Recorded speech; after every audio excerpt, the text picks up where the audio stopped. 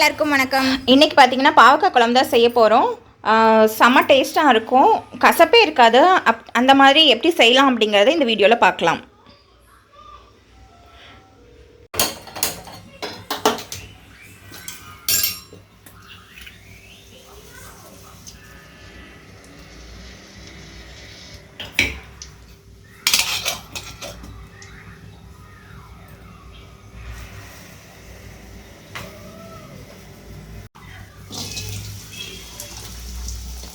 கொஞ்சம் எண்ணெய் ஊற்றிக்கலாம்.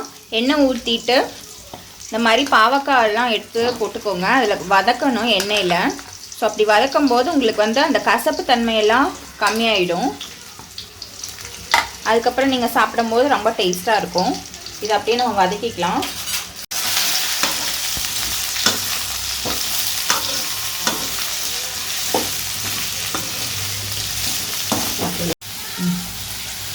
இதில் பார்த்தீங்கன்னா கொஞ்சமாக சால்ட் போட்டிருக்கணும். நீங்கள் சால்ட் ஆட் பண்ணால் தான் இது கொஞ்சம் சீக்கிரமாக வதங்கும். அதனால் ஆட் பண்ணியிருக்கிறோம்.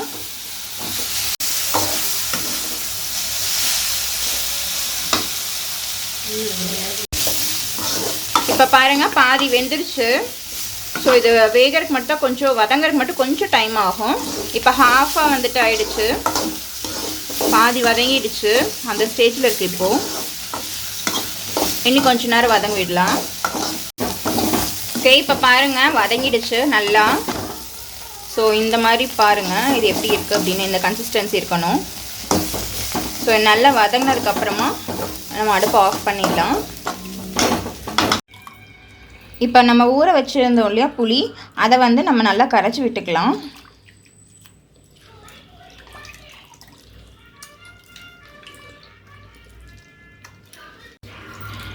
இப்போ அந்த புளி கரைச்சிருந்தோம் இல்லையா, அது எல்லாத்தையும் நல்லா வடிகட்டிக்கலாம். அம்மா இப்படி கையிலே வடிகட்டிடுவாங்க. உங்களுக்கு வேணும் அப்படின்னா நீங்கள் வேறு ஏதாவது வடிகட்டி வச்சு கூட வடிகட்டிக்கலாம்.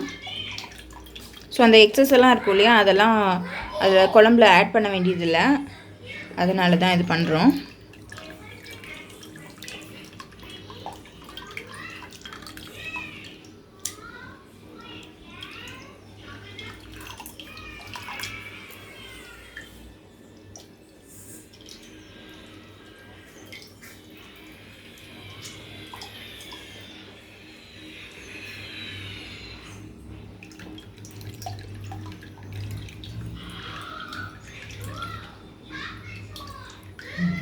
பாருங்கள், இவ்வளோ தான் இருக்குது.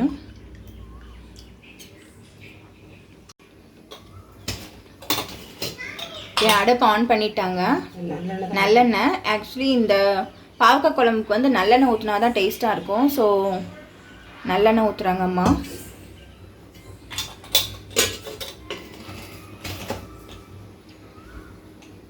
ஸோ அது கொஞ்சம் நல்லா சூடாகட்டும்.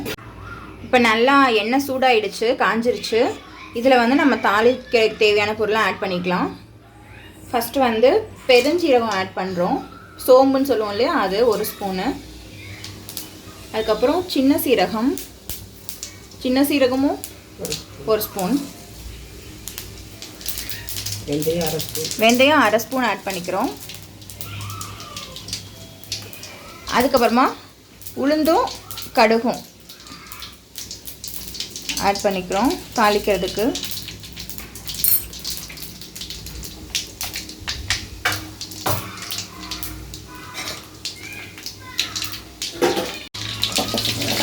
அது நல்லா பொரிஞ்சதும், அது நல்லா பொரிஞ்சிட்டு இப்போது. ஸோ பொரிஞ்சதும் நம்ம பூண்டு ஆட் பண்ணிக்கலாம்.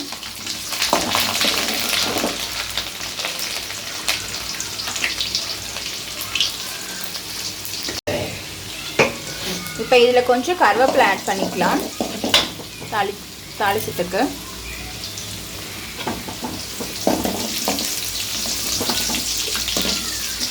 அது கொஞ்சம் நல்லா வதங்கினதும் நம்ம வெட்டி வச்சுருக்க வெங்காயம் இருக்கு இல்லையா, சின்ன வெங்காயம் ஆட் பண்ணிக்கோங்க. ஸோ சின்ன வெங்காயம் தான் டேஸ்ட்டாக இருக்கும், அதனால தான் சின்ன வெங்காயம் ஆட் பண்ணிக்கோங்கன்னு சொல்கிறேன்.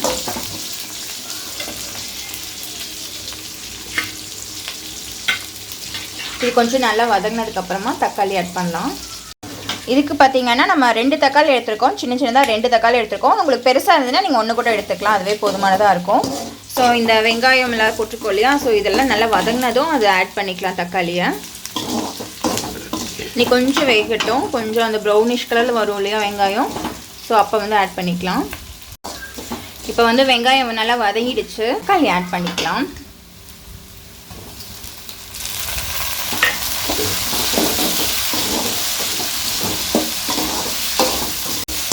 இப்போ நம்ம தக்காளி போட்டிருந்தோம் இல்லையா, அதுவும் நல்லா வதங்கிடுச்சு. ஸோ வதங்கினதுக்கப்புறமா நம்ம வதக்கி வச்சுருக்கோம் இல்லையா பாவக்காய், அந்த பாவக்காய் எடுத்து இதில் ஆட் பண்ணிக்கலாம். ஆட் பண்ணி இதையும் கொஞ்சம் நேரம் வதக்கிக்கலாம்.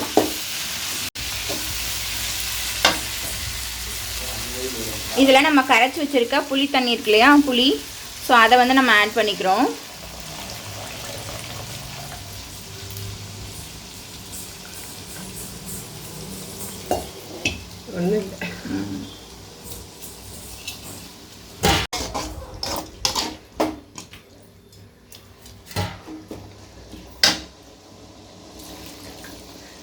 இதில் கொஞ்சமாக மட்டும் தண்ணி ஆட் பண்ணியிருக்காங்க அம்மா.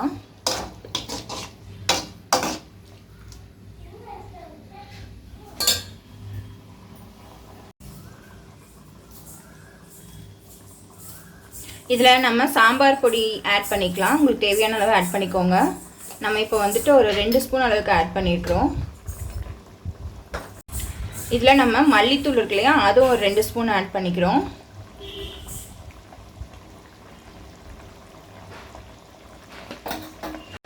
இதில் நம்மளுக்கு காரத்துக்கு தகுந்த மாதிரி மிளகாத்தூள் ஆட் பண்ணிக்கிறோம்.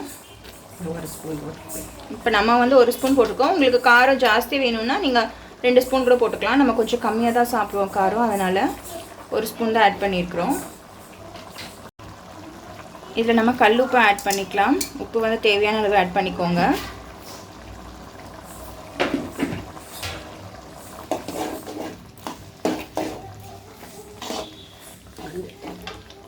இதில் கொஞ்சமாக மஞ்சத்தூள் ஆட் பண்ணிக்கிறோம்.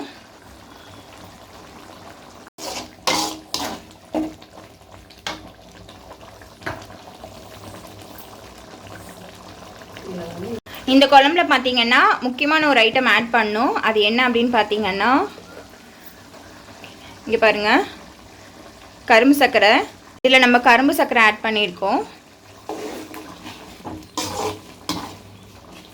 அப்படி உங்களுக்கு கரும்பு சர்க்கரை இல்லைன்னா நீங்கள் வெல்லம் கூட ஆட் பண்ணிக்கலாம். ஸோ ஆனால் நீங்கள் ஸ்வீட் போட்டிருக்கீங்க அப்படிங்கிறதுனால டேஸ்ட் வந்து மாற போகிறது இல்லை. உங்களுக்கு கசப்பு தன்மை மட்டும்தான் இருக்காமல் இருக்கும். இனிப்பெல்லாம் இருக்காது. உங்களுக்கு இனிப்பே தெரியாது. ஆக்சுவலி இனிப்பும் தெரியாது, கசப்பும் தெரியாது. இப்போவே நல்ல ஸ்மெல் வந்துடுச்சு குழம்பு.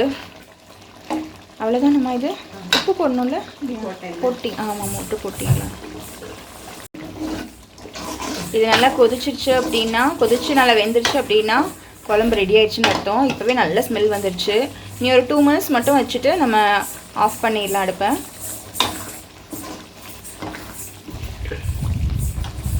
எண்ணெயெல்லாம் அப்படி மேலே மிளகும்.